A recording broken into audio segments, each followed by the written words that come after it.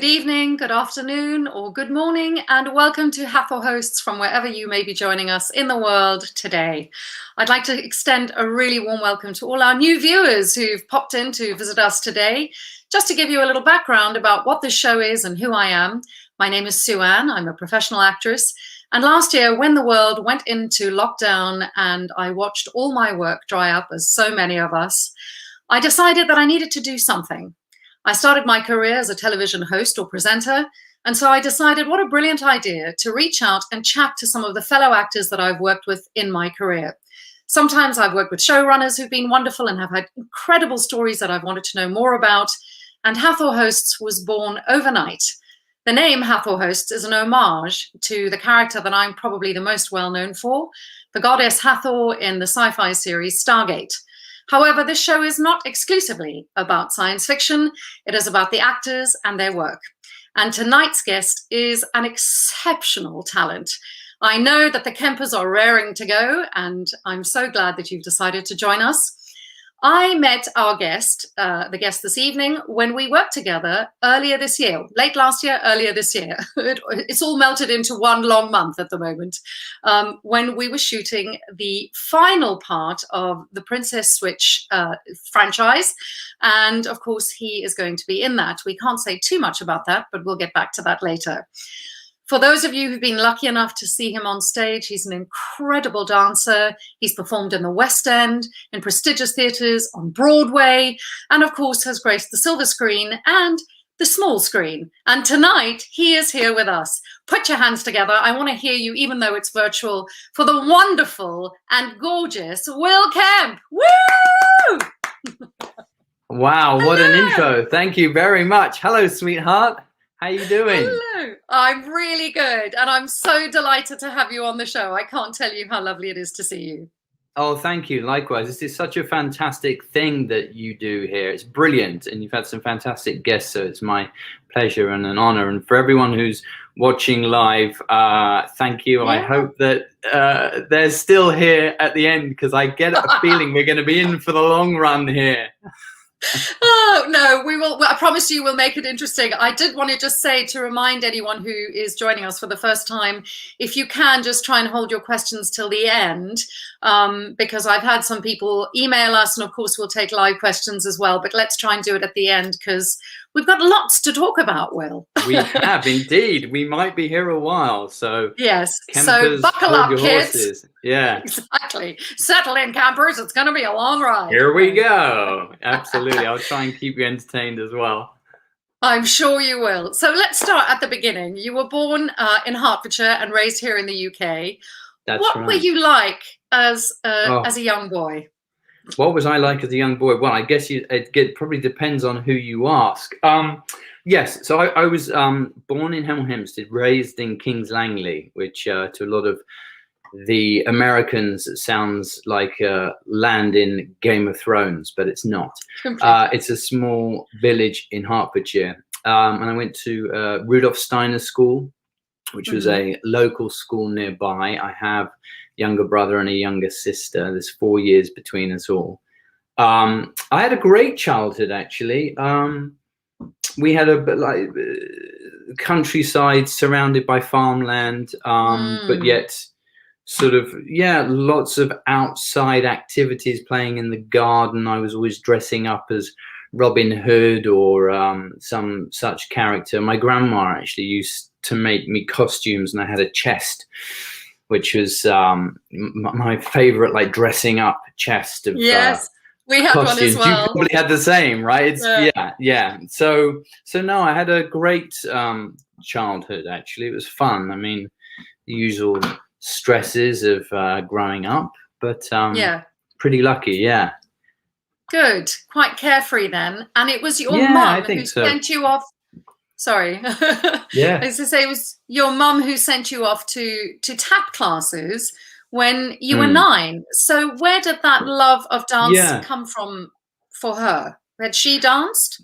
Yes. So my mother danced sort of amateur level, I suppose, and was in a lot of the amateur dramatics locally. And I grew up with a speech impediment, very sort of debilitating, actually, at the time. And I think that for my mother, it was an opportunity to send me to the teacher who taught her as a form of expression, which I then later found. And probably by the age of 13, I was very clear that that was what I wanted to do.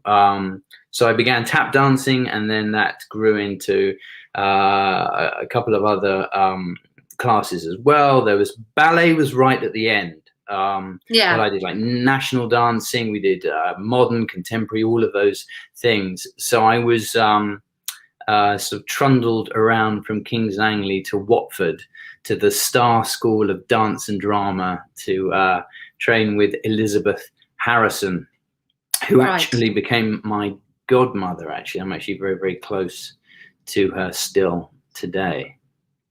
But I think that's where that came from originally, and I think my father's a graphic designer. They were both very open and loved the arts, and were great supporters for their children also to definitely explore the performing arts, which is exactly what we all did. My sister came along at the age of 2. She did her first class when she was 2.5. Crazy. Wow. And she dances now, doesn't she? Yeah. She's actually about to start a new work with Matthew Bourne's company, The Midnight Bell, which is very exciting. So yes, that's she so still exciting. dances. I love that. I have a little question. So when did you move to the UK? You were brought up in South Africa, weren't you? And worked a lot there. So when did you come to the UK? Oh gosh, I came to the UK about 20 years ago, but I came via LA. So I left South Africa, went to Los Angeles, lived in LA for about 10 or 11 years, and then met my husband who's English and moved here. But it's not about me tonight, Will. It's about you. No, sorry, but I'm also, we've obviously worked on the same project, which is our connection, as you very eloquently expressed. But we haven't had huge amounts of time, so I might be asking you questions because I want to know about you as well. I'm taking this opportunity to talk to you as well. Please do. That's lovely. And I must say, even though we did work on the same project, we sadly, California Dreaming. California Dreaming, baby. Which I am, I have to say. Yes. Oh, at the weather. Although it was sunny for about 30 seconds today, but hey ho. It was. Yes. Yes. So you leave home at the age of 16 and you end up at the Royal Ballet School in London. That's right. Yeah. Was that a happy time for you? I mean, that's quite a vulnerable age, 16, kind of heading off. No, it's a very good question, actually, and it's particularly sort of relevant and prevalent at the moment because I have a 15, nearly 16-year-old daughter, and it's kind of interesting. Excuse me, it's my tea. So I auditioned for the Royal Ballet. I'd been accepted into the senior associates for a year, which is basically like a boys' class once. I think it was once every 2 weeks, or probably once a month, and it's sort of like a sort of training that you do, and then you do several auditions, which are very stressful to get into the Royal. And I was lucky enough to be offered a place at a few places, but I had my heart set on the Royal Ballet School. So very lucky enough to be accepted there. And then at the age of just turning, I think I just turned 16 in the June, and starting in the September, moved to Barnes. Went to live with a landlady, this crazy, amazing Italian family, which were hilarious. She was very strict, actually, on us. And there was a couple of other students there as well. So for the first year, I was commuting from Barnes to Tulgarth Road, which was where the old Royal Ballet School was, which I now believe is Lambda. Right. But yeah, that was a big thing for me. I mean, coming from King's Langley, from the Game of Thrones sort of thing in the countryside, to then coming into Hammersmith was quite a shock. So I had to grow up pretty quick. And, I mean, if I back to equating that to my own kids now, it's, you know, terrifying thought as a parent. Yeah, I bet. I mean, and it's amazing the bravery that one has when you're young. I don't know if it's just that kind of ignorance is bliss in a way, because you just kind of go, well, I'm just going to do it. I moved alone to Los Angeles from South Africa alone with nobody. And I'm like, nuts. What? Yeah, it is crazy, isn't it? There is definitely a sort of rocket that launches you with sort of blind kind of, I don't know if it's ambition or ignorance or arrogance or confidence or naivety, whatever it is, but it carries you. I mean, I knew exactly where I wanted to be. I was lucky enough to be there. I worked my arse off. I was not naturally gifted to be a classical ballet dancer in any shape or form, and I had to really graft and convince my teachers every day that I was there to work hard and that I would persevere. But yeah, I mean, God, I was in pubs and all sorts of things. Yeah, it was But crazy. the discipline required is extraordinary. In fact, one of my first big auditions here in London was at the Royal Opera House. I was Oh auditioning wow! for a version Yeah, of Fiddler on the Roof. And I that's a have great been in musical. love with Yeah. ballet and ballet dancers my whole life. My illustrious career ended at the age of 5 when I played a cabbage. A cabbage? A I mean, I cabbage, wasn't even good brilliant. enough to be a sheep. I was just a wilting cabbage. So I I've bet you were an always kind of, amazing wilting cabbage, though. I would have paid I money to was. see you. Yeah, I was the best wilting cabbage. But yeah. I look still now at the kind of the dedication and the discipline, and I just am slack-jawed at how hard they work. So did Likewise. you embrace that kind of discipline, or what, did you kick against it a bit? No, I think to your point, actually, now I have a renewed sort of respect, and every time I go back, or if I'm ever invited back in, it's a renewed and a refound sort of respect. But at the time, I guess because I had come from a fairly rounded, balanced background, and I came into the Royal Ballet, the upper school. And a lot of the people had come from White Lodge, which was a boarding school in Richmond that you go to from the age of 10. So you're training from the age of 10 to 16 there. And then the top tier then win places in the upper school where they mix. So it was very interesting. I had embraced the discipline, whereas people that had been in this sort of White Lodge from the age of 10 just went nuts. The first term, they were late to class because half of them had been out the night before. They were just like, oh my God, we've been let out. Whereas I was sort of like coming from the outside to train. So I embraced it. I mean, I had some really hard times. I do remember, sort of sulking back to the changing rooms and crying and punching my locker and usual sort of teenage kind of angst, but in tights.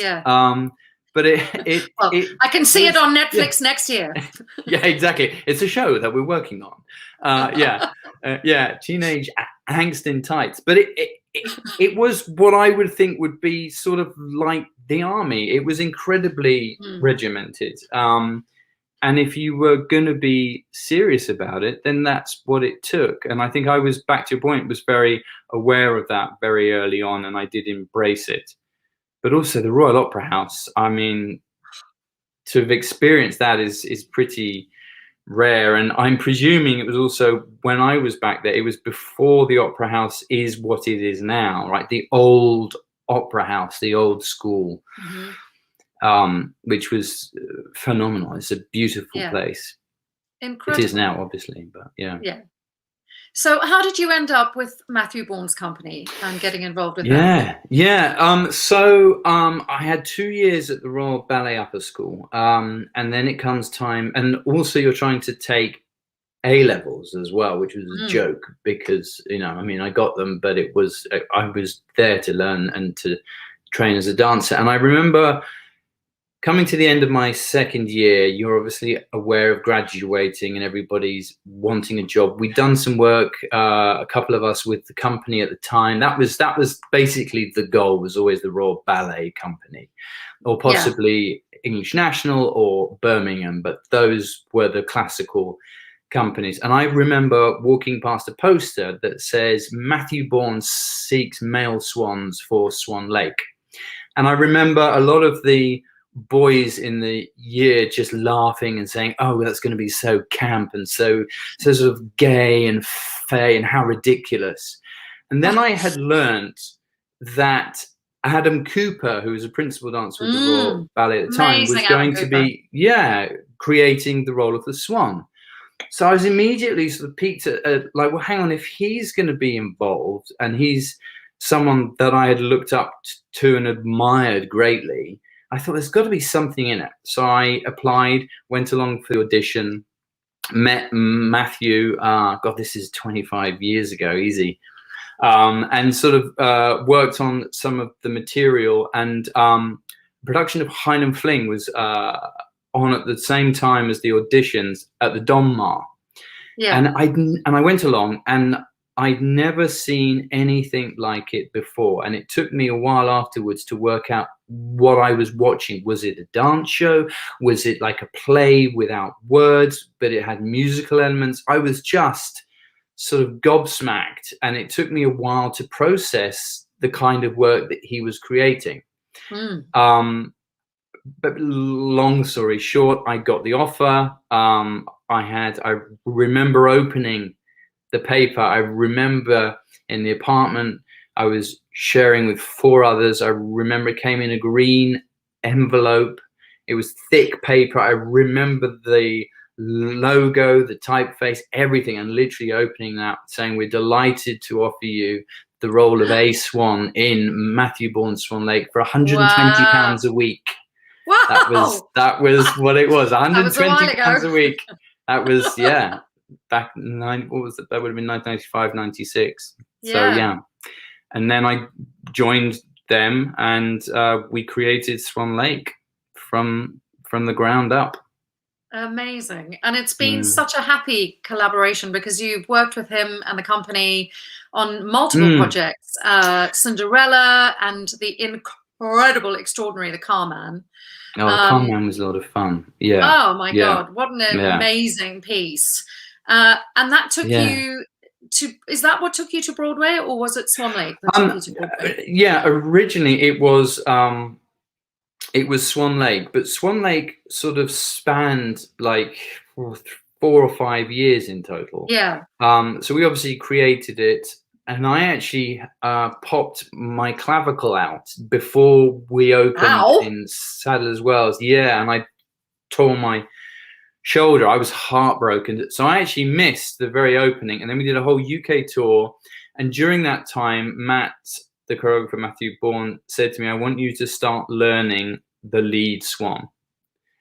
And I was like, oh my God, this is incredible. So I got to play the Swan, which then took us on a UK tour back into the West End. We went from Sadler's Wells UK tour back to the Piccadilly Theatre for the West End debut. We then traveled to Los Angeles, and we knew that we were going to take it to Broadway. But in the sort of year almost before that, we created Cinderella. So we went from LA back to the Piccadilly Theatre, created Cinderella, which I created the angel, which is like the fairy godmother in a traditional version, and played the pilot. And that was again with Adam Cooper at the time. So we sort of had this sort of Swan Lake was always there, but we sort of jumped back in and out. But yes, it was Swan Lake, 1997, Neil Simon Theatre, Broadway, which was, I mean, I was not legally able to drink, if I remember. So it was just a beautiful time, crazy time. We got a lot of attention, Tony Award. Yeah, it was just, I mean, mind-blowingly incredible time for me. Yeah. I mean, it is an extraordinary piece. I've seen it a couple of times, and in my research, obviously, I feel like I've got to know you very well in the last 2 weeks, because I've kind of been wading through. I want to ask you a question, because I think I may have seen you in Mamma Mia. So, because I want to know. Yes, because we were in the West End at the same time. I think, which is so weird. And so, do you remember exactly when that was, or do you not want to tell? I don't know. No, it was 2006 to the end of 2000, so 2006, 2007. I finished. Yes, and that was just before you were doing Equus. Was that? Yes. Now, was that just before the film? It was. It was before the film. It was, because Pierce Brosnan came to see it one night. Well, and I had a costume malfunction when he was in the audience. Oh, fantastic! I bet you were very popular. Luckily, it wasn't one of those, but it was quite funny, and he was very charming about it. But yeah, I mean, so I came to see that. Oh my goodness! And you must have been Tanya, right, or Tanya? Yeah. Tanya. Yeah. How funny. So I know, isn't that weird? That's so bizarre. It's crazy, isn't it? Yeah. Anyway, back to you and the dancing career. So it was the Carman though that you were doing while you were. You were saying about the Carman, yes. Yeah. The Carman, the Carman was a massive sort of shift because as a company, So I had begun to do acting training. I had begun when we were at the Old Vic, which at one point was going to be the home for Matthew Vaughan's company. Then it was called Adventures in Motion Pictures, and we were there all the time. And across the road from the Old Vic is the National Theatre Studio, and they did workshops. So I would go in when we were rehearsing there. I would then do acting workshops in the evening across the road, and then when we started to perform, I would go the other way round to do Shakespeare workshops, or they were doing a play or something, and so I would be there training as an actor and coming back to perform in the evening. But the point is that the car man for that company was a special group of people that had been working through Swan Lake, Cinderella, that really trusted each other, and we all sort of had a common interest in pursuing and pushing the work dramatically, and we began to create work choreographically, of course, because it's a dance company, but we were asking like relationship questions. Why are we doing this? What's this duet going to tell an audience, show about a character, and progress the story, for example? So the Carman felt like a really important step in our dramatic sort of progression as a company, which is why it actually made a really good film that we shot at Pinewood. Pinewood or Shepperton? Oh my god, my brain's gone. But it was a particular moment in time for that company, and that was the production that we then toured to Los Angeles, which is when September the 11th happened in New York, and all of our East Coast tour plans got cancelled. The whole world, for anyone who remembers that time, it was a very vividly frightening, right, bizarre. It's kind of our version of you remember where you were when that happened. It's sort of our JFK moment, if that makes sense. Completely. Yeah. But so 9/11 happened, and that was, in a way, you were with these wonderful people. Obviously the performances had to be altered and shifted, but it was the kind of the catalyst that gave you the courage, if you like, to kind of stay in LA and go, I'm going to give this a go. Absolutely. Talking back to your point about, blind sort of confidence or whatever it is that you just think, well, life can be so short. You never know what could happen. If you have a dream or a passion or an ambition, then you should grab it and go for it. And that was exactly it. So for me, I had been lucky enough to be sort of supported by people in the industry from Broadway in New York, and I had trained like I said, with the car man, and felt that the time was right. And I was in Los Angeles. I lost the whole rest of the tour, and I actually decided that then was the time to sort of meet the town. I mean, particularly in LA, as you know, it's about going out for auditions, and you just have to meet casting directors. And I remember I went out and landed actually 2 jobs, which was fantastic, which clashed. But the one I just, of course. What is that? Yeah, exactly. Nothing and then 5 at once. Yeah, exactly. And the one that I ended up doing, and again, I remember exactly where I was. I come back home, and I had met a casting director for a Rennie Harlan big action film. Yeah. And I remember I'd gone to see my friend Tom Burke, the actor, in a play, and we were at a restaurant afterwards, and I got a call, and I immediately knew that it was an international call from my agent at the time. And he told me that I'd got the role, and I was just, absolutely thrilled. And I knew that there was a turning point, and that I had an option to not just be dancing. I say just, but I'd always been craving something else as well. Yeah. And then I went off to do Mindhunters, which is my first sort of baptism by fire into the world of yeah, I'll crazy. say. I mean, yeah. not only do you land a film, but you land a film Yeah. alongside Val Kilmer, Christian Slater, LL Cool J, and Johnny Lee Miller, and you're one of the leads. I Yeah. mean, my goodness, talk about like, here, dive in I know. and tread water as fast as you can. It was, How was that? Well, it was pretty insane. I mean, I'm not gonna lie. I'm not gonna paint you any other picture than, I mean, on so many levels, it was great.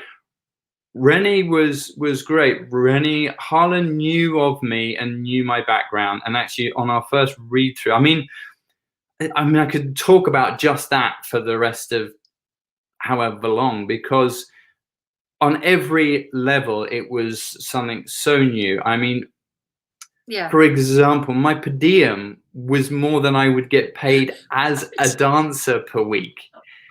So you're comprehending the sort of worth of everything and everyone, and we were being flown first class to LA for the read through, where I got to meet all these incredible people. Of course, Christian Slater, Val Kilmer, and Clifton Collins Jr. is still probably one of my closest, best friends from LA, because he took me under his wing and he said, dude, if you want to run lines, we're going to get together. It's all about the work. And Johnny also actually was very influential in just saying that it doesn't matter how they fly you, how you travel, what you're paid, what thing. The reason is so that you turn up 100% prepared, and it's in order to get you to the place you need to do your best work. Don't get caught up with anything. It's all about that.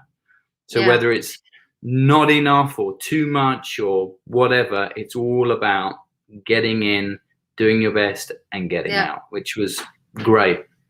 And also the nature of the work that we do, especially because you're an actor that combines both stage and screen. You know, screen can be incredibly seductive, and as an actor, you are so well taken care of that you don't have to do anything except turn up and know your lines. But the nature of our work is that one day you're living in a 5-star hotel in the penthouse, and the next week you're in some sort of schoolroom in the Hackney somewhere, you know, playing something else. I mean, that's just how it is. But not for you particularly.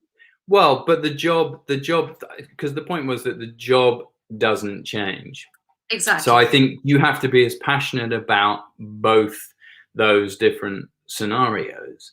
Yeah. And like you say, not get caught up with, oh, this is not good enough, I don't have this, or like, oh, I'm going to be in the bar because, or like, oh, look at my suite. I mean, it's not really important. I mean, I enjoyed myself, don't get me wrong, but it was very clear to me that it's not usually like that either. And actually, to be honest with you, it's never really been quite like that again.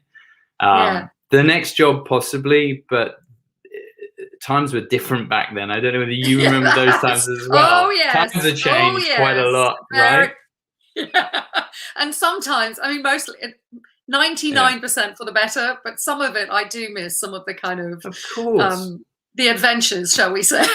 Yeah, exactly. And actually a good example of that is the press tours, when you've done all the work. Yes. I mean, for like Van Helsing, which came next, was a big yes, well, universal. Perfect. I'm not having to ask you. Right? Yeah. No. Sorry. I just sit back and I'll tell you my life story. Right. Go. But I mean, we were flown to Japan for the press tour budget was, you could make 3 or 4 decent sized movies at that time. Yeah. It was back in the old Universal Picture days of, you know, Comic-Cons and traveling around the world for the premiere in each place. That was incredible. That was, gone are those days. Usually this is the sort of press, particularly in the past year, that we do, is like from my attic, the same place, exactly like this. Yeah. But it'll come back. So I wanted to just chat to you a bit about Van Helsing, because did you have a moment, I mean, that you followed Mindhunters with Van Helsing, so you kind of went from one job to another very quickly, but you must have had a moment on Van Helsing with these enormous stars. You're playing sort of Kate Beckinsale's brother. like, it's a lot. Did you have a kind of pinch me moment where you were like, this is big, or did you just take it in your stride? No, I did. There was a weird sort of bridge for me in there, which is probably worthwhile touching on. I did this Gap campaign, which was quite bizarre, a clothing campaign. Approached I remember me. it. Crazy, right? So I was just approached because they were doing all these campaigns.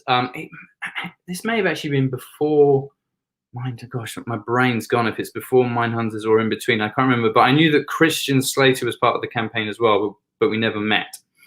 But anyway, so I get approached to do this clothing campaign.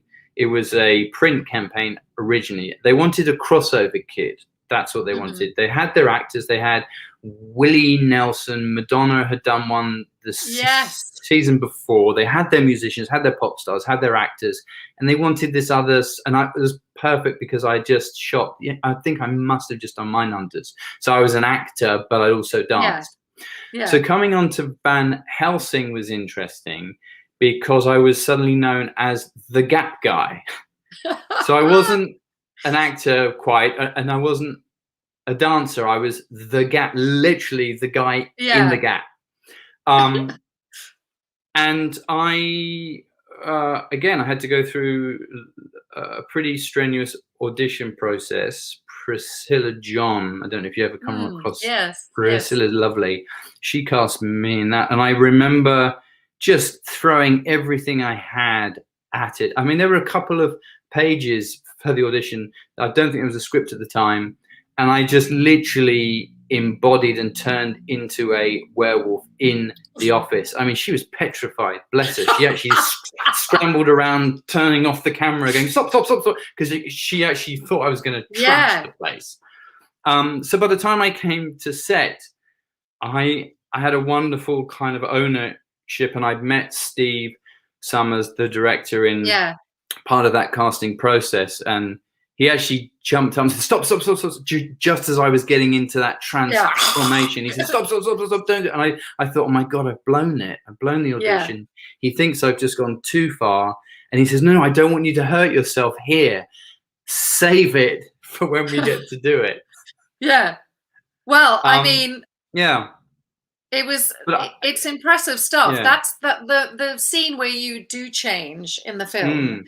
I'm presuming you were on the floor, or did they have you on a harness when you go up the wall, which is quite freaky deaky? Yeah, there was a lot. So that was a big job. That was a 6-7 month job. We were in Prague for 3 months, and then in Los Angeles. Yeah, I mean, also gone are those days. I mean, I was run of picture. I probably worked about 3 weeks in total, probably, because everything's done so slowly and with special effects. And I learned a lot technically. I learned a lot from the wonderful DP that we had at the time. I learned about lighting. I learned a lot of technical things. But that particular shot, excuse me, is that tea? It's licorice tea, everybody. It sneaks up on you. Oh, very nice, very nice. This is gin. No, I'm joking. It's water. That's it. Well, it should be. I'm trying not to do that. I wish it was. No, I'm not. Little time in Scotland. Yes, exactly. Same here. Yes. No, I'm being very, very good at the moment. It's water. Me too. A few pounds. Very good. But just to complete this story, was that was shot on an angle like this with a camera like that. So that when you watch it, it looks like I'm climbing up the wall. So that particular technique was actually a sort of a really good collaboration with the CGI people, because they wanted me to sort of be shredding my skin and have the wolf come from within, which was fantastic. I loved all that imagery. So I got to act it out completely, and then I had to have all these dots on and all these other things. But then it was left to them. But the way that it was so spread out meant that there was a lot of time in between. But technically, I learned so much on that job. And of course, had a great time with Hugh Jackman and Kate Beckinsale. And Richard Roxburgh is actually my son's godfather. Is actually quite interesting. So we all keep in touch. You know what it's like. Yeah, it's like you do become a real family, particularly when you're spending half a year together in Prague, and there's a lot of downtime, particularly on those type of jobs. Also, when you're basically life's taken over. I mean, my whole year pretty much was just taken over. Yeah, exactly. But what a lovely one to have in the are you kidding? in the bank. Amazing. As it were. Well, that didn't last very long, but just in sort of your being and in your sort of it's a great one to look back on, because it was a really fun group of people, and Steve is fantastic. Steve was such an enthusiastic director. He's so passionate and so kind of animated. Yeah, he'd often get so caught up in it. He'd come out and go like, just so I go, so I'll do a take like that then. Yeah, Steve? Okay, great. He's like, yeah, go. He was so sort of animated. I love it. That it was just infectious. Yeah. I wanted to quickly return to the Gap ad that you talked about, because it was shot by the legendary, the late, great Peter Lindbergh. Peter Lindbergh, who passed away not too long ago. That's right. I mean, what an icon to work with. Did you end up doing the choreography, or did they have someone choreograph it? No. So originally it was just print. It was a print campaign on its own. And then during the print campaign, the producer came up to me and said, I think we're going to do a commercial as well. Would you be up for that? I said, yeah, sure. Great. Okay.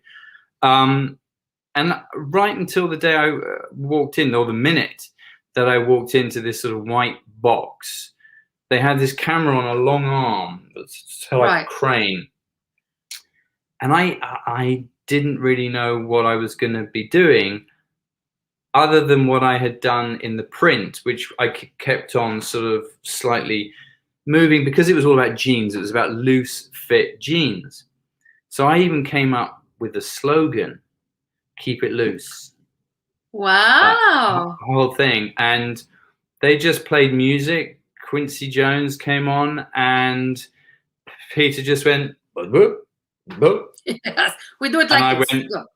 Went okay. And so I just basically totally improvised and was, I had a great time. It was, I wouldn't say it was easy, but it was very enjoyable. It was a breeze, and the way that it came out was incredible. And it definitely opened a lot of doors for me, and I was the Gap guy for a long time, to the point that Jay Leno took my commercial off on his show.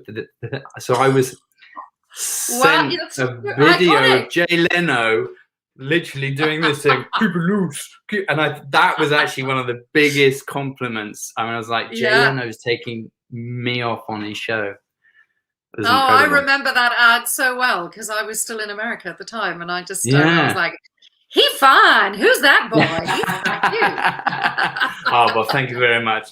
That was a long time ago. But I still have the shirt. I still have the shirt. I have the t-shirt and the shirt. Yeah, I do. Probably doesn't fit me anymore, but I do have it. I doubt that. So we were talking that you've been able to combine your stage and screen career really well. You've performed in the West End and in really prestigious theatres like Hampstead. I wanted to chat to you about the absolute juggernaut that was Equus, because, as we said, I was in the West End at the same time down the road doing Mamma Mia. And I remember the mania outside that stage door because of Daniel Radcliffe, because of Harry Potter, and the fact that he was naked. Which See a lot of Harry Potter, which was the Sun head type, the title in the Sun. See a lot of Harry Potter. Yeah. Well, I can't believe they didn't go with the fact that you saw Harry Potter's magic wand. That's what I exactly. There you see. That's probably not on the Sun, though. Let's be honest. It might. Yeah, that's true. So, what was that rehearsal process like? Because it's an extraordinary play, but not easy to do. No, it is a brilliant play. and it was kind of one of those things that was perfectly timed. I'd been doing Wind in the Willows for Will Tuckett, which came out of the Opera House. So playing a rat, I was playing Ratty.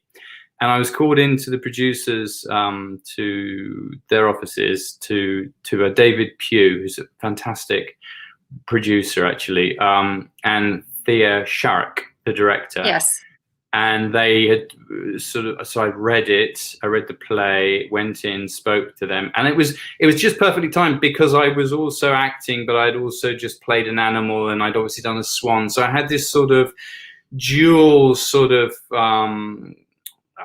gift, I suppose, or was able to say I'm the right guy because I have these two components. And cheekily, I knew that in the original, the actor who played Nugget, the horse, had also played the young horseman. And we go back to this sort of slight, whether it's confidence, youth, arrogance. So I said, but what really interests me now is also to use words as an actor. So I know that in the original, the person who played Nugget also played the young horseman, and that's what would really interest me. I mean, can you imagine saying that now? I can't even think. But they all sort of went quiet and looked around and they went, no, okay, that sounds fair. So I basically talked myself into what's already in the play, but for all I know, they could have easily cast someone else. So I got to play these sort of beautiful dual roles. And of course, working with Dan was fantastic. And Richard Griffiths. I sat or stood in the wings every night and watched him do that last monologue over and watch it develop. And I learned so much from watching him. It was again a very special time and a sort of perfectly timed piece. So I felt very excited and confident and capable, which is not always the case. Let's be honest, right? Absolutely. Some jobs you think, how the F am I going to do this? But that one I felt like this is going to be an adventure, but I'm great for this. Yeah, and I'm up for it. Yeah. Yeah. It was a lot of work and injuries and all sorts of things. Yeah. But, and also I think just because it was so, you know, I mean, the kind of the public perception of it was, oh my God, the nudity and all that sort of thing. But actually, the lots of people who came to see it, I think you must have sensed that there must have been sort of slight mixed reactions sometimes, because sometimes people came to go, oh, I've come to see Harry Potter naked. Yeah. But actually, I think must have either been swept up in it or been like, oh, this is not for me. Yeah. Or I don't know. I think it's a really good piece. I mean, I think it's one of Peter Shaffer's best. He was actually there in our rehearsal process. Wow. And actually, credit to Daniel, because he was such a conscientious, hard-working young guy. You felt that he sort of actually protected us. It was a weird thing. I think he'd had to grow up very quickly, and I think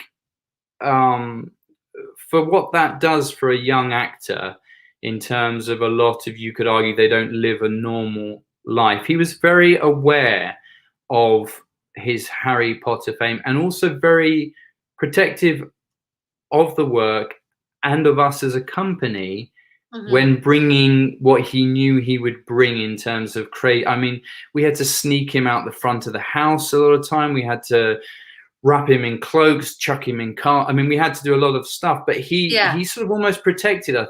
He would sneak into the rehearsals. I mean, we weren't allowed to tell people where we were, what we were doing or anything. And actually, it was before any sort of proper social media anyway. I think it was just before, I think. Yeah. Anyway, I wasn't on any social media. But he just, I mean, to the point, a great example was we all walked in at 9 a.m. to start rehearsals, and he was in the room completely naked. And so we were all a bit like, oh, hello. Should we wait? Should we come back? Whatever. He said, no. I think it's important that we all get used to.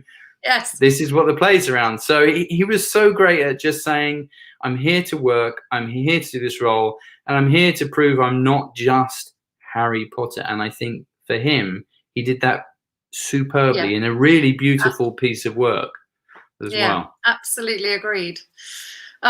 Over the course of this series, every week I discover little gems or little surprises in people's work. And for me, the first that were two, I mean, obviously I'm familiar with some of your work. The dancing is always just like, jaw-dropping. But the kind of delightful surprise for me was Miguel and William, in which you play William Shakespeare. Yeah, oh, well done. That's, yes. Gosh, how did this delicious comedy come your way? Yeah, that was, again, it was, and actually, it's actually interesting because it sort of ties into what I'm preparing to do now, which is go back to do something in Europe. And you'll probably know this. Europeans, I mean, it's a terrible generalization, but that was a Spanish production, co-production with the UK. But it's just a different way of working, a different approach. It was the director had written the script. I went in for a meeting. I didn't read anything. We just spoke. And then I was offered the role. It was like, wow, okay, fantastic. I guess that went well. And it was challenging in that there was always a language barrier. So I don't speak Spanish. And it was working in Spain. I was based in Madrid. We'd actually just had our daughter, so she was 3 months old. So I had a lot of personal, like trying to work out an apartment for us as a family, having a young family travel.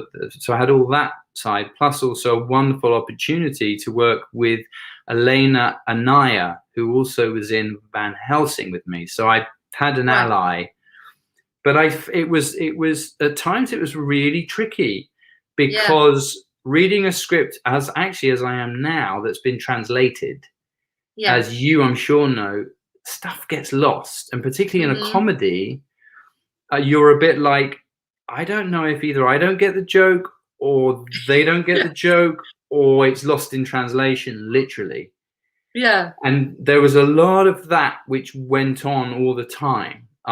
So I learned a lot. I had a great time. I was pretty brave. I did the best job I could. I got to work in Spain. I got to travel, and I got to research a bit more Shakespeare and Miguel Cervantes. I had to learn a bit of Spanish for the movie. But no, it was I'm very impressed that you came across that, because it was actually a Warner Brothers production, but it didn't get a very wide release at all. Well, I loved, I mean, I haven't been able to see all of it, but the chunks that I saw were charming and funny and good. But I quite like that there's that kind of, the Englishness versus the kind of passion of the Spanish. And I love that. Exactly. And Juan these two Luis, heavyweights as well. These two men who were so extraordinary. Very much so. And Juan Luis Gallardo, who's a very sort of well-known actor from a certain generation, shall we say, in Spain. You're absolutely right. And that became sort of our strength, was literally, he didn't speak very good English. I didn't understand a word of Spanish, and our techniques and our approaches were totally different. So I think that's what comes across. Yeah, you know. And it works. Good. I hope so. I mean, I think so. I had a good time. No, it does. But each job has its kind of own challenge. And I think part of kind of our job and challenge is identifying in each job what the challenge is or what the problems are. And you go, okay, that's going to be the issue here. And I think once you know that, it's easier to either go, well, I knew that would be a problem, or to work out very early how to get past it. Yeah, how to fix it if you can. Or to use it, or to, I don't know, pretend it's not there. Whatever you decide to do. Exactly. Well, I urge people to try and get it or get hold of it if they haven't managed to do so. It's got a great cast. This is a sci-fi, heavily leaning towards sci-fi. I do feel I have to give a little nod to your fab performance in The Prisoner, which of course was a remake of the 60s series, I think. Oh my goodness. Yeah. Yeah. which we did with Ian McKellen and Jim Caviezel, and amazing. Yeah. Also, heavyweights of the Yeah. industry: Lenny James, Ruth Wilson, Haley Atwell. Yeah. Yeah. And shot in Namibia, so my original birthplace part of the world. Oh wow! Wow. Yeah. Well, I'm gonna pop your balloon, because the role I did was all shot in London. It was because I did not get to go anywhere. I even think it was shot once they'd wrapped, or even before.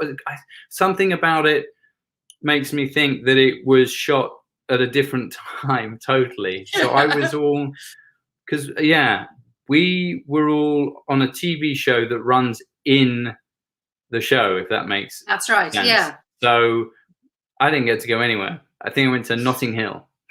Well, I have to say, I mean, as much as Southwest Africa, Namibia today is extraordinary, I don't think you missed that much in terms of sightseeing, because they were in a desert, and it is an extraordinary place. But imagine being there for like 5 months is nothing. So I think you dodged a bullet there. That's interesting. But no, I mean, listen, it's a great thing to be a part of, and but no, I didn't get to anywhere. Which is you did in the sci-fi imagination. Exactly, in the so that's enough. I mean, I think something like the Doom Patrol, which I mean, is that what's that? That's I mean, that's DC, it's a comic. But is that a crossover? I mean, the way that they shoot that is pretty weird and wacky. So that one I did get to go to set and actually work. So with that lot. Well, talk to us a little bit about that. I know that sort of comes later on, but Mento. I played Steve Dayton, who's Mento in the Doom Patrol, and I got to work with Timothy Dalton, which was amazing. 007. 007, yeah, and a really fantastic group of actors. Actually, again, it's a brilliant show. Again, I urge I mean, it's pretty messed up, and you're in for a bit of but it's a brilliant show, the Doom Patrol, which I think is transferred now to HBO Max, and I think they got picked up again. But I would love to go back, actually, if it sort of ever came up. But we shot that in Atlanta. But yeah, great. Really talk about jobs where you have to work out problems. I still swear that nobody quite knew, because they were changing timelines and doing all sorts of, this is real but not real. Some actors knew stuff. Some actors weren't allowed to know other things. I mean, talk about just not really knowing the big picture. I swear the episode I did, they were like, half the people didn't know what was going on. They were like, I really don't know. I don't know if this is real. I don't know if this is a flashback. I don't know if I'm really saying this to you, or if it's a dream sequence, or I'm someone else playing me. I mean, it's just, I mean, that one you really had to trust. Yeah. Which I guess you do. I mean, do you have to do that a lot in like the sci-fi genre, and just wrap your brain around people like coming back from the dead, or being there but not really being there because of the timeline? And I think it's like any story, you know. I mean, if it's well written, yes, obviously there's certain things where they cross backwards and forwards, but I think if something generally is well written and you have a good understanding of your character, then it's like anything. If the writing is good, it's always easy to remember it. It's always easy to make it come alive. If the writing is shite, it's really hard. That's so true. That's when our job gets really hard. So yeah, that is absolutely so true. And and even to the point that you can prepare and do everything from the outside in, which is often the way I begin. I say I work from the outside in first, and then work from the inside out. You're absolutely right, because at the end of the day, you've just got the person that you're doing it with, and that's it. And that's all that really matters right there. You can't tell the whole story. That's kind of not your job, right? It's about that particular moment. So you're absolutely right. And I think also with film, it's sometimes you have no control as an actor, because you do what you do, but then the film gets taken away and it gets edited. So it's somebody somewhere once said that a film is made 3 times. So it's made the first time when the writer writes it, and that's his vision. Then the director takes it, and the actors bring it to life, and then the editor takes it. So you know, I'm sure this has happened to you, where you're on set and you give a performance of your life, and then you watch the film, you're like, oh God, they used the take where I'm like, yeah, yeah, exactly. When I thought the camera wasn't on me, yeah, exactly. picking my nose. Or when it was like the second one of the morning and I wasn't quite there yet, or whatever it is. So or you go, where's the scene gone? No, but where's the scene where I break down and really heartbreakingly good? Yeah. Oh, they cut it? Oh, okay, great. Yeah. The film was too long. You're like, but it's my moment. Yeah. Anyway, counterintuitively, sometimes you do get a surprise. Sometimes it can be, I don't know, possibly you don't think a particular piece of direction, or you're feeling really pushed out your comfort zone, or you're lost, or you're tired, or they like are pressurizing you to do something and you're thinking, oh my God, that's gonna be terrible. Sometimes because of how it's put together, you go like, wow, they were right. It was genius. I have had that once or twice where I've gone like, oh, that was, they were right. Yeah. Absolutely. Also, this happened to me today because I'm working in a job at the moment, and oh, brilliant! Yeah. I thought I had such a good take, and they went again, and then I just it just really was awful. It felt so off and everything. But then I watched it back, and I was like, oh no, it's quite good actually. That's fine. I'm all right. I'm happy with that. It's really interesting, isn't it? That's why I miss theatre as well, because it's such an experience, and you get to feel. And you have to trust what it comes across as, whereas you will get a chance to see yourself in anything that's filmed, potentially, if you are inclined to see it. And it'll also be there forever, which is the other thing. Don't we love that idea? Yeah. Not. yeah. Someone who said that to an actor was a real klutz. Yeah, exactly. You realise it'll be there forever. It'll be there forever and ever. Yeah. Yes. Haunt you. Oh, gosh, I am aware that we've already been chatting for an hour, and we've still lots to talk about. So lots of people have left. They're all asleep. They're all like, "Oh my God, is this guy going to ever stop talking about himself?" Yeah. Before we chat about your turns on Hallmark, I wanted to just chat very quickly about Step Up to the Streets, because that must have been an amazing thing. The John Chu experience. Tell us a bit about that. Yeah.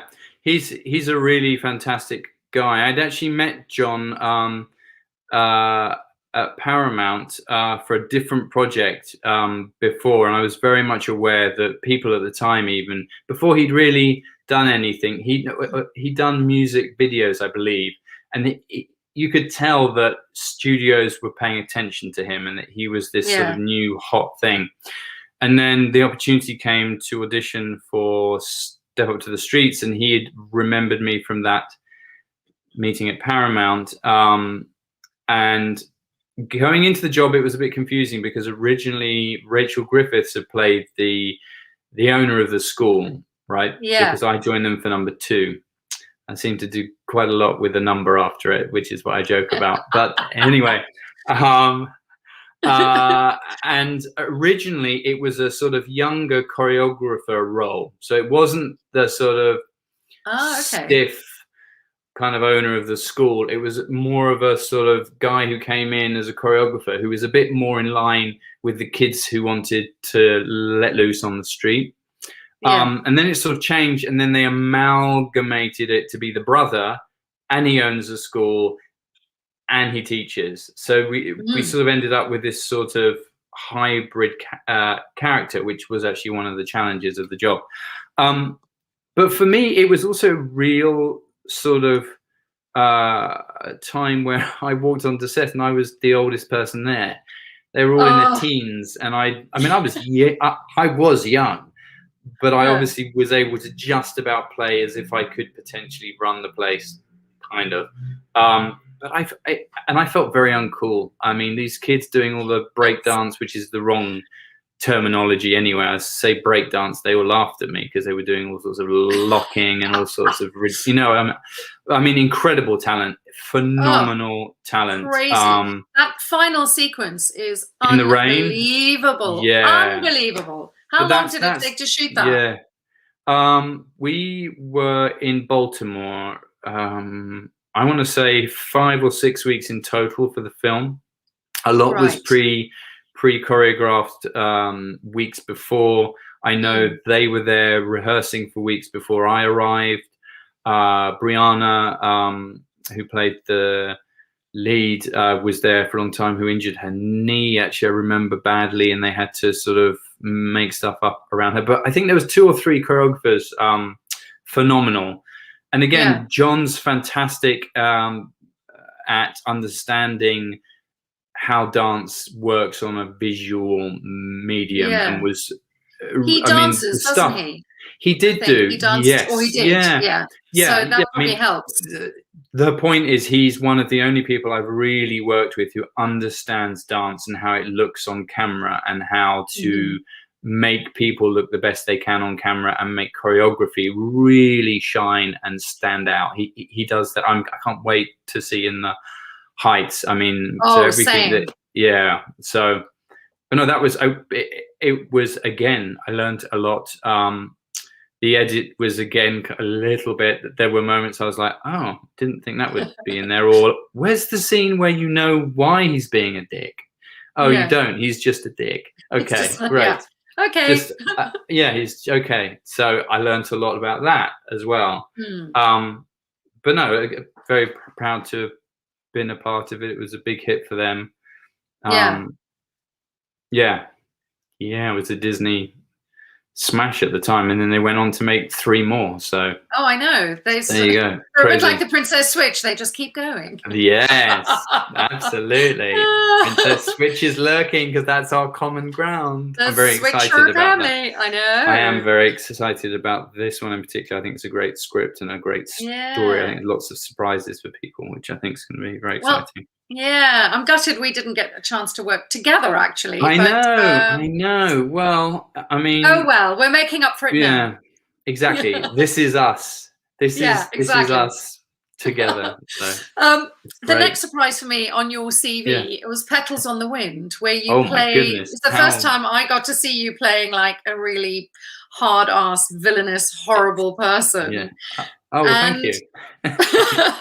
Well, I wanted to ask, because he's so physically and emotionally abusive to Kathy, and you are so lovely, and I've met your lovely wife and beautiful children, and so how did you prep for those scenes? Like, how do you get into that mindset? So I was very aware of the VC Andrews, isn't it? The books, the books are pretty messed up, shall we say, from an outside point of view. And I think that you can't walk into it with any sort of judgment. You have to really get into that point of view. I think it's subject matter, and I think potential for being very trashy. In terms of they're like, that's what they are. Melodramatic. And you can't exactly. And once you do begin to try and even rationalize or you can't even do that, because if you've got a job to do, you have to go immediately to the point of view. And I didn't mind not being liked. And I really sort of, there were times when I was too much. And our wonderful director, she was a very unusual director for that kind of material. And working with Rose McIver, we were pushed to very uncomfortable points. She had a very unique way of directing us, and we trusted each other implicitly. And I actually loved working that way. It was very raw. And for a Lifetime sort of TV sort of movie, I've never worked that way before. Karen Moncrief, so if any actor gets the chance, I highly recommend. She will kick your ass, which I love. But in the best possible way, Exactly. So for me, it was a real opportunity. And I'd come back from London doing another incarnation of Wind in the Willows in the West End. So I'd already been dancing. So I was in pretty good shape to then go into this. And I had shot a pilot for Lifetime with Alicia Silverstone before, so I had a relationship there as well. So I felt that they trusted me, if that makes Right. sense. Yeah. But no, I loved it. I mean, I just literally jumped in full throttle. I felt very encouraged to explore, to be wholeheartedly behind that character's point of view, even though it's abusive, alcoholic, power crazy, not a nice chap. But No. I enjoyed it.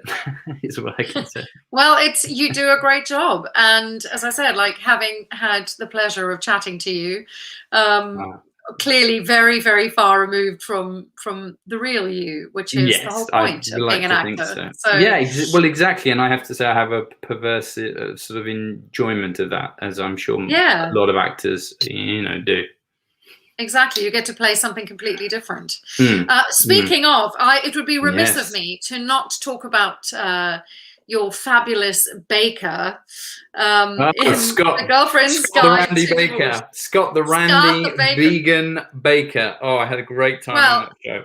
I have to just preface this by telling you, my husband and I own a bakery. We have an artisan bakery here in London. You mentioned this. Bake our own bread. And honey, I'm getting him to whip me with a baguette from now on. You should do that. You should. I mean, I hope that your cleanliness is definitely slightly above Scott, who sat on the tables butt naked, basically inspecting a mole in his crotch at various points, and had dubious relations in the back of the bakery. No, that was. I had tremendous fun. I really loved. There was such a great cast and crew, and it was a wonderful opportunity for me to flex comedic muscles. And that was a recurring character that was written for 3 episodes, and I ended up doing 16, I think. They just kept bringing me back, bringing me back. Apparently it's a cheap way to get a new regular. You just have a recurring that comes back all the time. I didn't know that at the time, and I didn't really care because I was having so much fun. But no, I mean, couldn't get enough of your buns, honey. That was it. Yeah, that was. I got pushed out of my comfort zone. Definitely, I spent a lot of that walking around with a cock sock on and virtually nothing else, in front of a wonderful Canadian crew who, the poor chaps on that, were. I think I got a little bit too comfortable because there was a point where they just said, "Could you actually put a robe on?" Oh yeah, of course. No, I could. Yeah. You can put some clothes on now. We're not. You're not at the Royal Ballet now, honey. Yeah, exactly. Can you stop waltzing around in that sock? That's too funny. But you're great at comedy. Is it something that you'd like to do more of? Definitely. I really enjoyed that, and I think that if I can anchor myself in a character that I can get into their point of view very quickly, it's all about how far you take that into comedy. And that's what really became, I think, Comedic was more the circumstances of these 2 people. So it wasn't sort of playing comedy, not that perhaps that's what you ever do, but in something like this, it was written so well, and we improvised a lot, and Alana, coming to work with her every day, was like, okay, what are we going to do today? She just threw stuff at me. That is Elvis, my dog. Elvis! That means Elvis is in the house. Someone's at the door. Maybe it's the Amazon guy. Very scary. Yeah, probably. Probably my daughter's ordered something again. Yeah. Well, I'm going to try and get through this last bit so that I don't keep you all night. You're doing amazingly well. You're doing, these poor people, if you're still there, I apologize. And thank you so much for staying with us. Yes. Come on, troopers. We're almost there. Yes, real troopers. No, you're Kempers. They love you. So I have some really wonderful support, and I'm very, very grateful.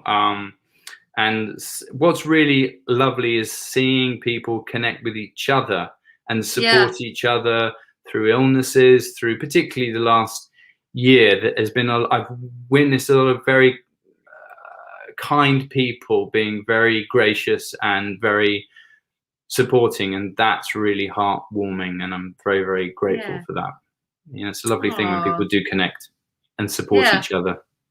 100%. Well, that was the main reason why I wanted to do this. No, it's brilliant. It's such a great thing as well that you're doing. It's brilliant. Oh, well, thank you. I've really enjoyed it. Yeah, you're great at it as well. Very, very good, and I feel very comfortable in good hands. Good, thank you. Well, we're going to segue nicely from that then, all those compliments. So the CW call you, and you enter Reign in its 4th season, playing Lord Darnley, also known as Henry Stewart, also known as Mr. Mary, really. Mr. Mary. Was Mr. Mary the first time you ever played a historical character? Well, I guess I played William Shakespeare kind of in that fantasy, of course. kind of. But but this was much more. So I sort of preface this very quickly, if I can. It was a wonderful opportunity to work with writers that I'd worked with before. So I auditioned the usual way, put myself on tape. And then I got an email from 2 writers that I'd worked with that put me into 90210 for the CW, who are now, they had been running and writing that show, and then they were on Reign, and they said, hey, we've just witnessed your tape. Want you to know we're on this.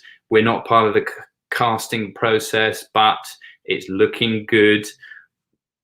And then I got the job, and then there were 2 other writers on the writing group in the writing room that I worked with on a pilot for NBC before. So I had 4 people in that writing room who knew what I was capable of in very different places. And the way that show worked, as you will know, when you join a show, your purpose, for the most part, is to keep the train moving. You're jumping on, and it's a machine, right? So you don't start to like drag your heels. You have to jump on a moving train. And the way that it was structured was that the actors weren't given the next script for the episode literally until 2, maybe 3 days before, because for various reasons I won't go into, but that was what it was when I joined.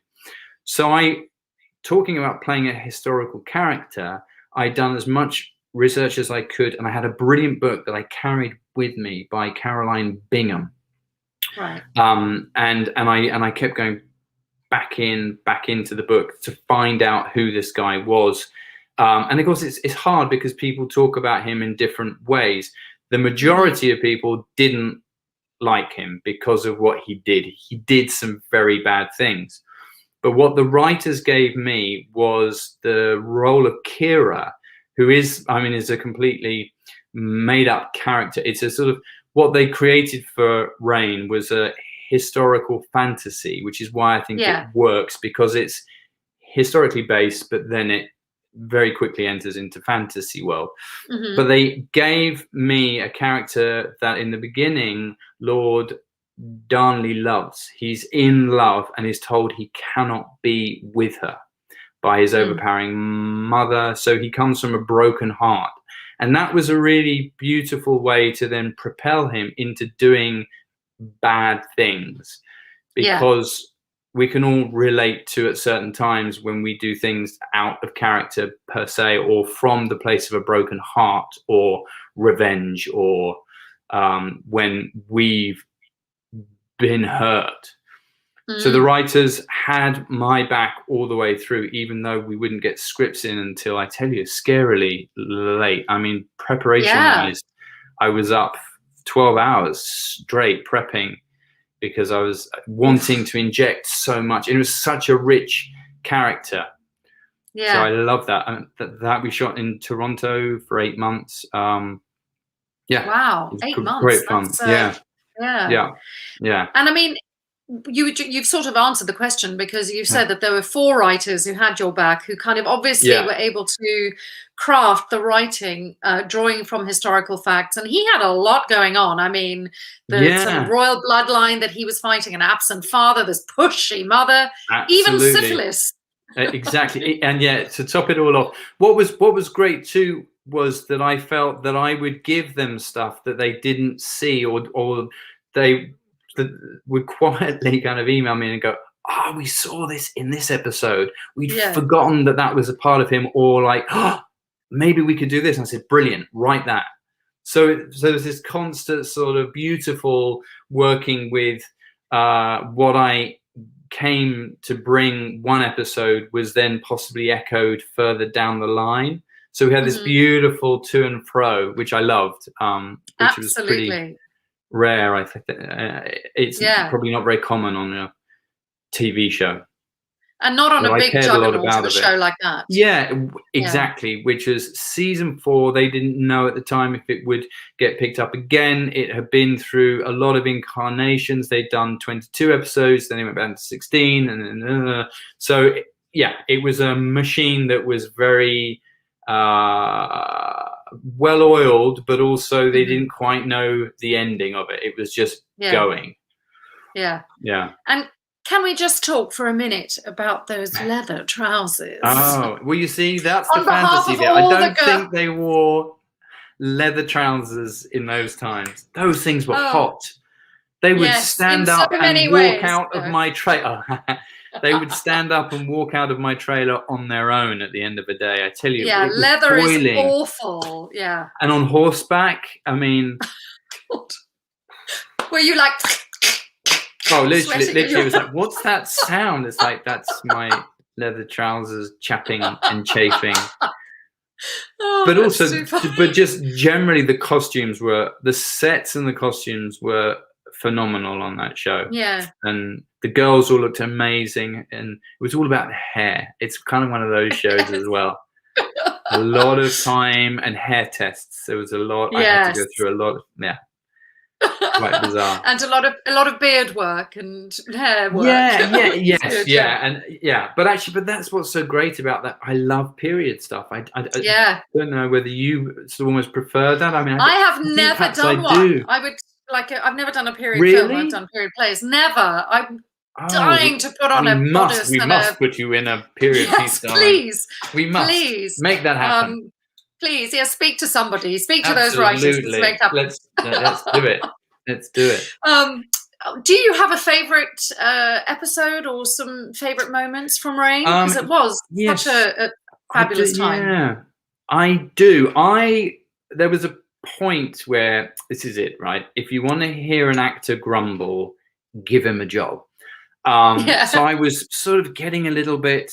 What was hard was going from something like Girlfriend's Guide to Divorce, where my character was very active. I was always doing. I was always creating. I was always doing something with props, and I love all that. So I choreograph it all, and I have it really as part of the character's behavior. And then I went on to Reign, where half the time you'd walk into the throne room, look at the Queen, tell the Queen what you've done, what you're doing, and what you're going to do, and nothing else. Nothing. And the camera moves from side to side to make it look. And you just stand there for pages and pages. And after a while, I found that very hard because I wanted to do something. So when I read the episode where I got to box, where suddenly Henry Stewart was a boxer, very, trained as a boxer as a young kid. I was like, oh, that wasn't it before, but I relished the chance. So I started training as a boxer.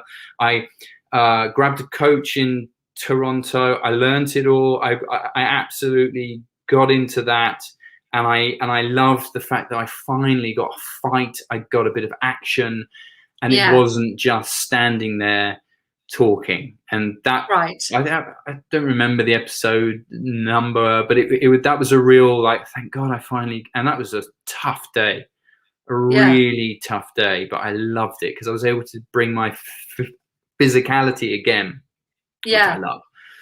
So that was a big turning point. somebody out there will know the episode. Oh yes, I'm sure. If anybody knows, let us know, and we'll put it up on the screen. It's a competition. Yes. Yes, exactly. The prize you win some leather pants. Yeah. No, I was going to say Will in his leather pants, but yeah. Well, hang on a minute. Framed. Hang on a minute. Yeah. Sorry, it's a family show. It's a family show. So we have to, of course, talk about your wonderful relationship with Hallmark, and the lovely. the lovely Hallmark family. You've also worked with them, right? Is that right? I have. I've done one. You did the Winter the Winter Prince. Christmas I think it's Winter Prince. Winter Prince, with lovely Merritt. Yes. Weaver, who I play her mother. Samantha Bond was in that, right? Is that right? She was, Samantha? but I didn't have anything to do with her. No, but that's a great thing to be. Yeah. I have a bit of trivia from that. Oh yes. The painting of the prince, which is in that, is the same portrait they use of my prince in the Royal Matchmaker. I noticed it, and we walked past it a couple of times. So for Hallmark fans, there's a game for you. Yes, an Easter egg. But so I think shot that Romania, right? Yes. So I was just going to say, looking at your first Hallmark film, The Royal Matchmaker, brought back so many memories for me, because loads of the same creative team, including the director Mike Roll, who of course directed us in The Princess Switch, shot in Romania. Amy Krell, producer. I was like, it's a family. Exactly. So where did you guys shoot in Romania? That's exactly it, though. It really is a family, and the more you do, the more you embrace that. So we shot in the same locations that you shot in, and half of the challenge for any director is how to make it look like you've never seen it before. And we were in locations that are used. Rose McIver's Christmas Prince, they shot there directly after us. You probably shot there just after us as well. I think we might have been there a bit before you. But we were also in Castell, which I shot Scorpion King. That's Victor Webster there before. So a lot of the crew I knew and recognized as well. A totally different part, totally different show, completely different thing, but it was great. I mean, I actually loved it. Romania's beautiful, actually, and a really I love it. Yeah, great place. I would happily go back to work, and I got to work with Simon Dutton, who's gorgeous. A really lovely man, of course, and Choi Lenz, and a lot of great Brits as well were on that. But that was my first one, with Mike as well, the director. What do you think it is about Hallmark movies that make them so popular and successful? I think they really tap into, and to coin it, I think the year we've had, it's really emphasized how a lot of people globally go to TV or go to an entertainment channel to switch off and to be transported into a make-believe world or an ambiguous world that they can still relate to, that they don't want troubles, they don't want too much conflict, they don't want kind of too much of anything unless it's Christmas or romance, and Hallmark, coming from the cards, coming from these sort of different seasons, they just do it so well. And I think that they are the sort of staple for that kind of entertainment, and it's very popular. And I'm always grateful if I get a call and a script, and it's always fun, and it's always a family entertaining project. So I know that my parents can watch it, my kids can enjoy it. It's particularly, it's a nice alternative because it's not just what I aspire to do, but it's a lovely component to then also playing other roles. So no, I'm always grateful. I love to work. So whenever I get the opportunity to work, You know, very happy. We need to do one. That's We what should. we need to do. We need to make that happen. But we should do a You period. dance, I'll we should do sing. a period one. Yeah, Yes, period a period musical. one. Hang on. Period. Yes, Yeah. with dancing. Do it. Make it I happen, like people. It could. It could, exactly. Let's chat about Love, Romance and Chocolate, where you were, I say reunited with Lacey Chabert, because actually You're very it was your first clever, Hallmark film, but you Yeah. had done another film together. We did.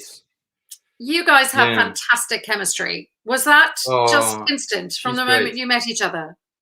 Yes. I mean, the first time we met was I was in a sort of independent film in Los Angeles. Although I say independent, I think it ended up on Lifetime actually. But I played a guy that she met on a plane, and then I hijacked the plane, and then I end up attacking her, running down the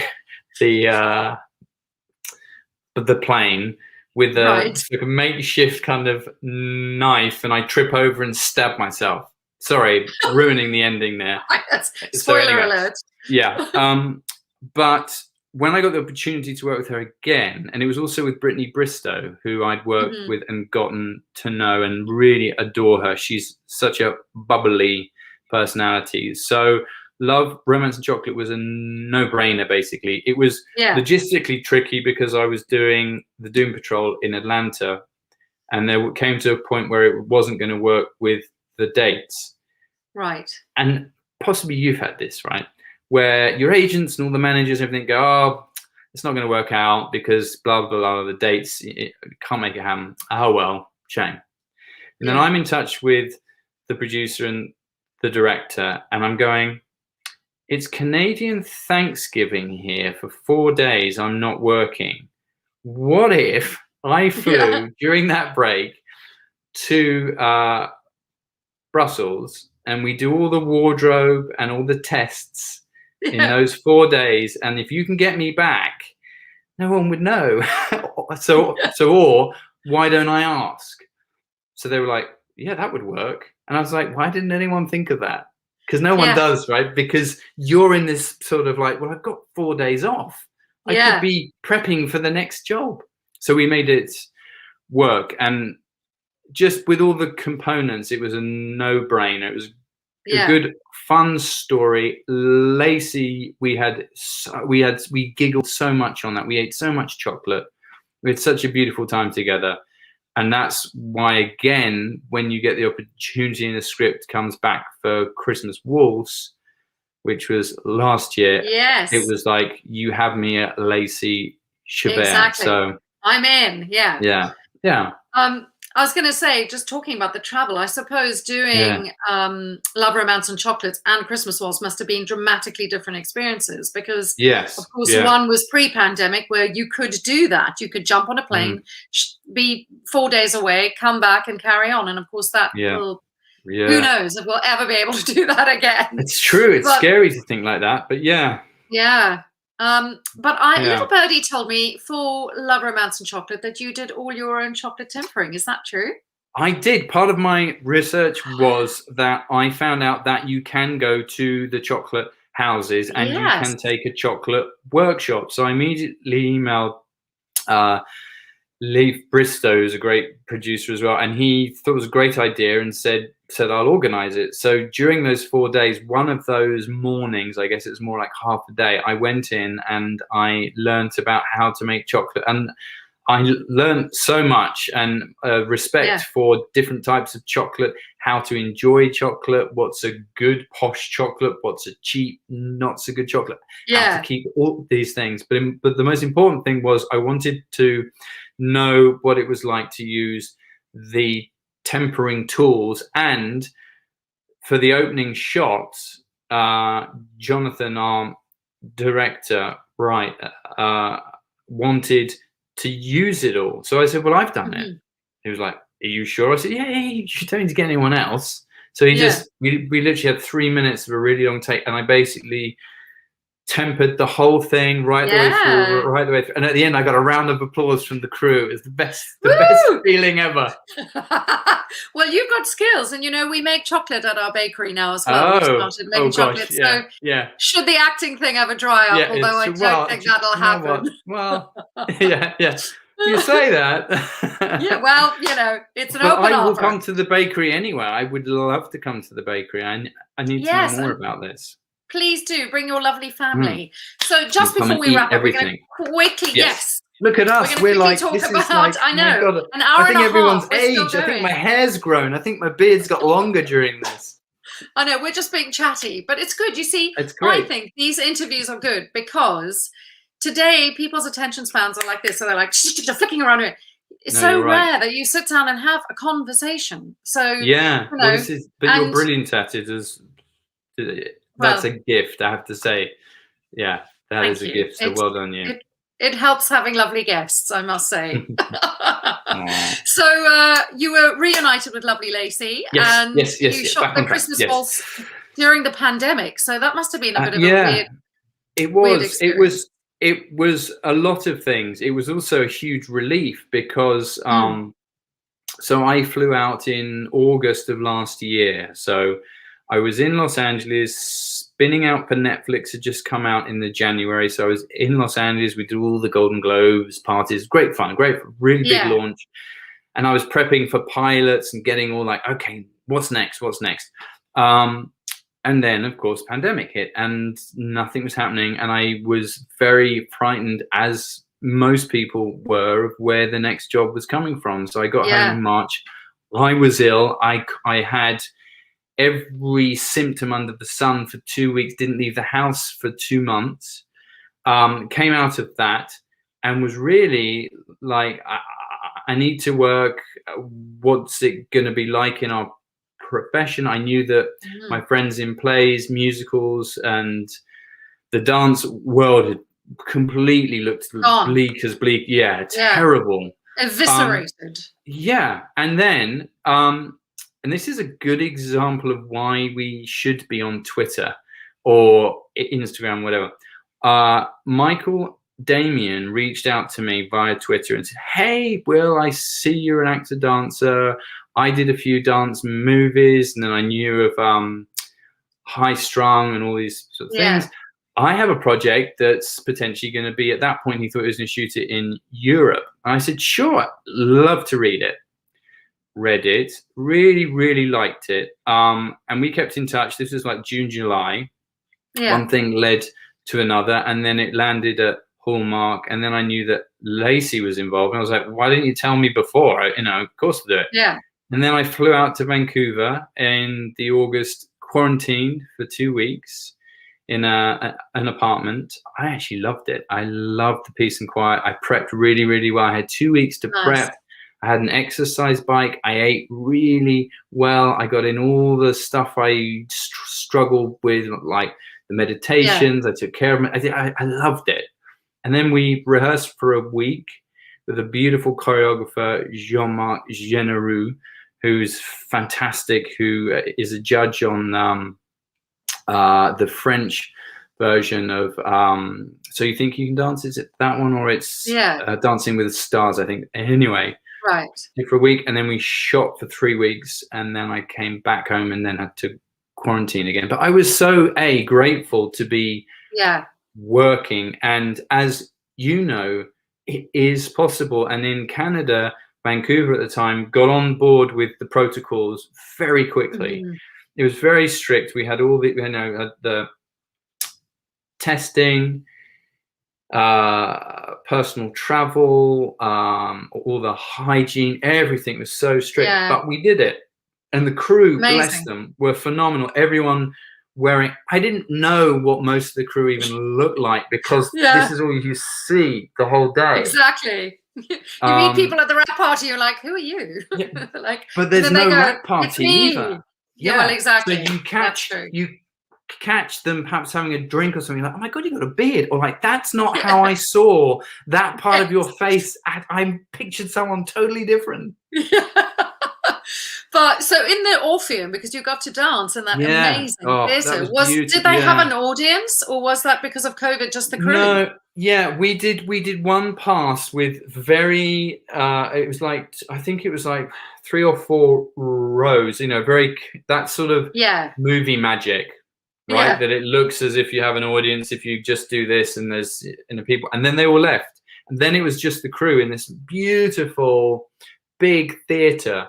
And that for us felt like a live performance. It was. It was actually, well, because we got the chance to actually walk onto that stage and perform it. It was brilliant. I loved it, and it's such a beautiful place.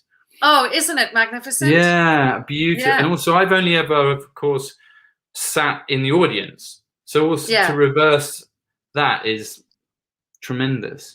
Yeah, and respect to her for like getting her dancing chops, because it's not easy. I know she broke her toe, and you know she had a tough time. Rib. Yeah. What a trooper! Total trooper. Lacey worked incredibly hard. Was very brave, very ambitious, but you could tell that it had been something that had been sort of almost gnawing at her for years. Yeah. It's almost, she conquered a real sort of nemesis, she really achieved something personally. And she felt that she'd really, really given it her all, and she had faced a fear kind of off screen, which is also part of her character's growth. Yeah. So together it was a really beautiful experience, very much so. Yeah, and I loved the dance that you do in the street. Which was such an homage and a kind of like nod to the Singing in the Rain and the golden era of movies and musicals. It was just beautiful. I was thrilled how that came across, and everybody really embraced that, because I mean, Jean-Marc choreographed virtually, I mean, I'd say 99.9% of everything. That's the only bit where I was allowed to play around and to bring in something that I knew was a reference to this, that, and the other. And the way we shot that, we ran out of time. I mean, you know what this is like. I was concerned there wasn't enough time on the call sheet to do that scene. I demanded to have a look at the street before we did it. It's 150 feet long. So I was like, how do you expect me to travel that far? How are you going to keep up with me? How are you going to, and there was snow on the day. It was slippery. It was wet. I mean, I was drenched. I looked like a drowned rat at the end. And we literally came to it, and Michael, bless him, I could tell, was in this front. He said, we have half an hour. We have half an hour to do it. And I said, what do you mean? He said, they're kicking us off the street. We have to leave. And he was so panicked. And I was just like, let's just keep doing it. And to the point, they wanted to play music all the time. I said, cut the music, forget the music. We know the rhythm. And the guys with the cameras were troopers. They were running up and down with these steady cams. I mean, the camera crew, thank God we had the people we had, because it would not have been caught. It would not have been caught.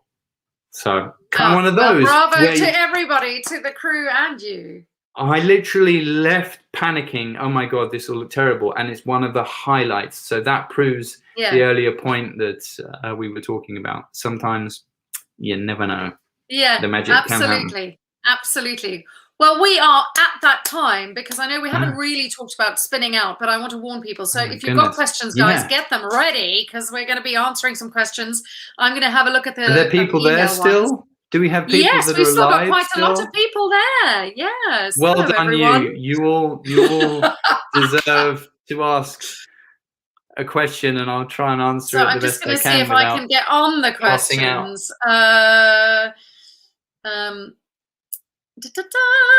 Let's see. Somebody's saying they would love a sequel to the Christmas Waltz. Come on, questions. Well, I'll tell you what. While we have a little look. Here we go. Oh. So I see one. Can I read this one as well? Yes. Is Will any relation to Will Kemp, 1560 to 1603, Shakespearean actor and dancer, danced from London to Norwich in 9 days? He did indeed. It was called the 9 Days Wonder. Any relation? Not as far as I know, except that my last name is Kemp, although his last name may have been spelled Kempe, because at the time a lot of people didn't know how to write or read, so people spelled things very differently. But he's definitely someone that I have researched and that I know of fairly well as Shakespeare's clown, who became too big for his boots, people say, and was got a little bit too famous on his own, so Shakespeare kicked him out of the company. Woo! Well, I think that's a good film there. It is. It's a great film. Yeah.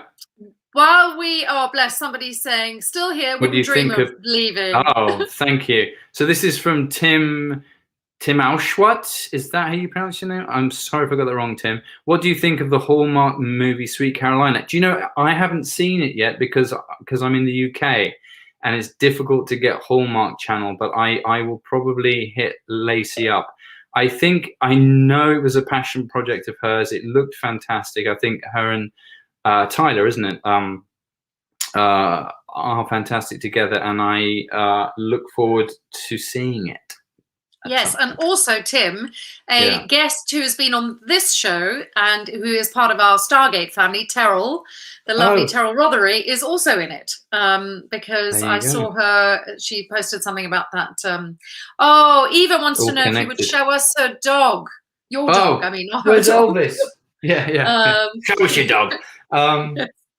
Elvis has gone. He had enough of hearing Elvis me is like, talk. Enough. Yeah. He's like, I'm right.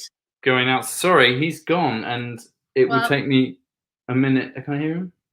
No, I'm in the attic, so it will take me time. I'm going to place you, yes, in the attic, and your poor children are like, get off the line for things that we can play on the internet. Yeah, that's what they want to do. They should be in bed soon. Good.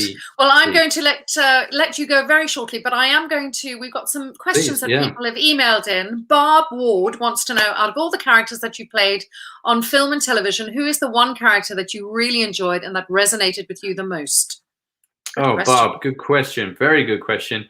It's funny, isn't it? Because as I think you'd agree, there are characters that you enjoy at the time, and you sort of put them into the bank of characters that become parts of you. And again, depending on certain times in your career, certain times in your life, I really enjoyed playing Lord Darnley because I got a real chance, probably over the longest period of time, even though there are other characters I've explored back and forth, like Scott, but in Girlfriend's Guide, but I got to do Lord Darnley. I got to go to work every day, pretty much. I got to really work hard on a character, prep, and I had a pretty intense period of time. I was away from home, so I was there to work, and so I'm guessing what springs to mind is that, because I had a beautiful journey, also 16 episodes and a long period of time to really craft a character that I'm actually very proud of. So I'm going to go with Lord Darnley now. Yeah. There you go. It'll probably change as well tomorrow, but Kathy Murdolp, I hope I'm saying that correctly, Kathy. She says, I am a loyal fan of Will Kemp's and heard that he may be prepping for a new role, and you have mentioned this, Will. Is there anything that you can tell us about this role? Is it a period piece or perhaps some superhero? I would love to see him in a religious themed film. I think that his acting talents would give us a very in-depth look, into the biblical character. Honestly, I think he would be a very wonderful in the part of Jesus. He's great in everything he plays, and I love how he researches and digs deep into the parts he does take. Oh, that's very lovely. That's lovely to hear. Well, it hasn't been announced yet, but it's something I've not done before. It's a co-production between France and Italy, and it's a road movie. It's pretty violent. It's definitely it's a juxtaposition to anything I've done for Hallmark. It's a bit of a departure for me. And because it's an independent film and it keeps getting pushed because of COVID, it's kind of one of these, but they will announce it's a very ambitious and unique film. I met the Spanish actress that they've cast in the female lead, who's great. But yeah, it's about a group of criminals That's what I can say. Oh, exciting. Well, we can't wait for that. Should be fun. Yeah, should be fun. So we have 4 more questions. So Anne-Marie from Denmark wants to know, what are you most proud of in your career and why? Gosh, well, that's a very. I hope there's things I'm yet to be proud of. That would be nice. But actually, it probably goes back to saying what I mentioned earlier about every time I go back into the dance world or work with people from that world, there's always a new level of respect. And I think the older I get, I'm really proud of the work that we did with Swan Lake and with Matthew Bourne. To be honest, it's a part of my career that I could never repeat.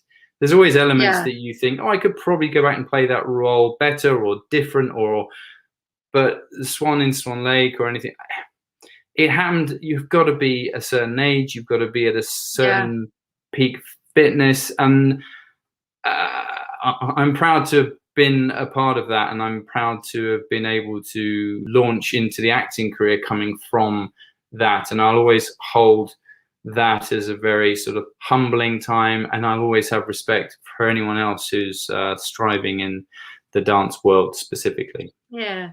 Oh, lovely answer. A lady called Love Bite says, oh yes, yes, you know her. You've played Elvis? Numerous roles brilliantly. Hey Elvis. Hey Elvis. Coming up the stairs. I'm listening. She says, you've played numerous roles brilliantly where you've had to dig really deep. How do you prepare yourselves? Elvis is in the building. A little less conversation, a little more action.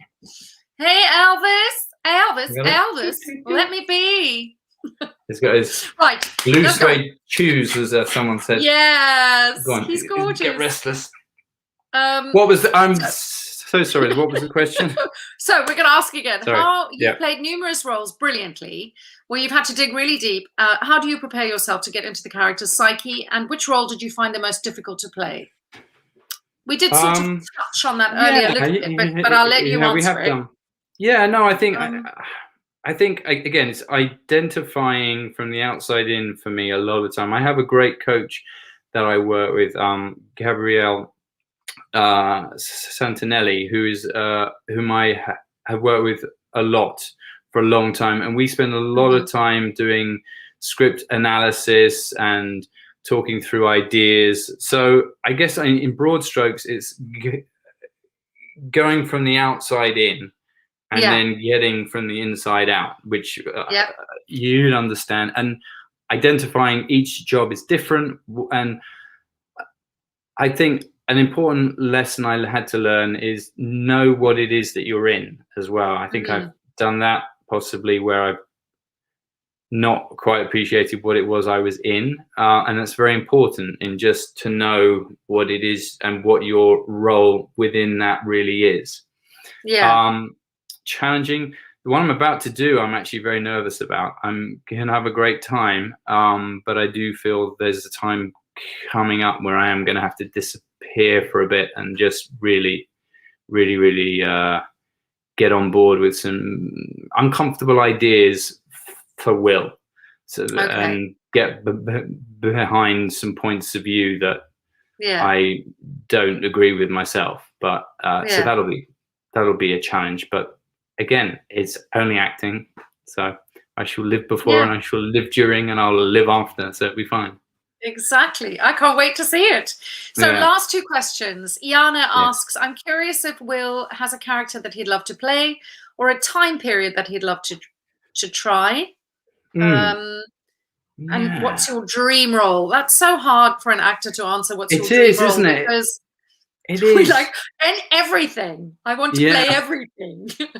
Sorry, I just answered your question, but no, because it is hard. I think you've tapped into something that we as actors and as a sort of tribe can definitely share and can empathize with. But I mean, just in terms of answering the question, I always love, if I ever read anything like Lord of the Rings or Pirates of the Caribbean or anything like that, whatever you make of the movies and all those things, but those sorts of characters, excite me. The opportunity Yeah. to delve into history is wonderful. Different mythologies I'm always drawn to.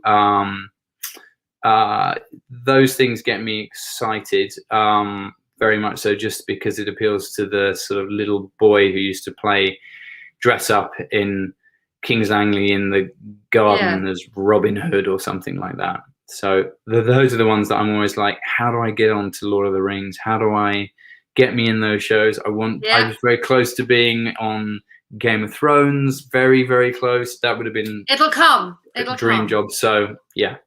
Yeah, don't worry. It's just not the right time. Yeah. Exactly. And the last one is a frivolous one. Your favorite snack and wine or whiskey? And that's from Sally Smith.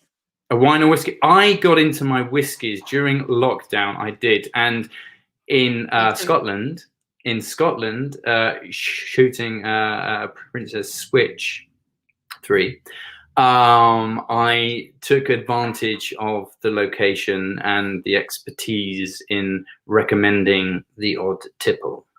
So I would say I enjoy not a lot of them, but just a very good, fine one-off whiskey. Absolutely. Well, Will Kemp, you have been like a fine whiskey that we have all enjoyed this evening. Oh, Thank you've been wonderful. you for sharing your unbelievably being so gracious and sharing so much time with us. 2 hours, everyone. It's a marathon. No, sorry, guys. I just talk about me and... No, it's great. That's what this is here for, to talk about you. And you are wonderful. And I'm so delighted that we had the Kempers here and some new people watching. And of course, to all the lovely loyal Stargate fans out there who tune in every week, you guys rock. You're the best. If you guys like what you see tonight, please hit the like button, subscribe. There are only 4 more left in the series, and then I need to take a holiday. But who knows if we'll be back. Never say never. Will, thank you so much for everything, and good night. Thank you. It's been an absolute pleasure. You're brilliant at this, and I can't wait to watch your next guests on this season. For all my supporters out there, thank you so much. If you're still awake and still here, or if you're watching this because you've subscribed, I hope, and will follow this as it progresses. Thanks again for all your support. I send you lots and lots of love, and hopefully we'll get to do this again or make a movie again together. That would be fun. Please. So thank you. Let's make that happen. Thank you. So everyone, that's us for this evening. Thanks so much for tuning in and for joining us. And we will be away for 2 weeks because my work schedule has changed ever so slightly, and it's just impossible to make it work with my guests and with my schedule. So yes, subscribe. There it is on the screen. What a delight tonight has been. Thank you so much for joining us. Everybody have a wonderful week, and I'll see you guys on Twitter or Instagram, and who knows, maybe even in the flesh one day. Take care, everyone. Good night. Mwah.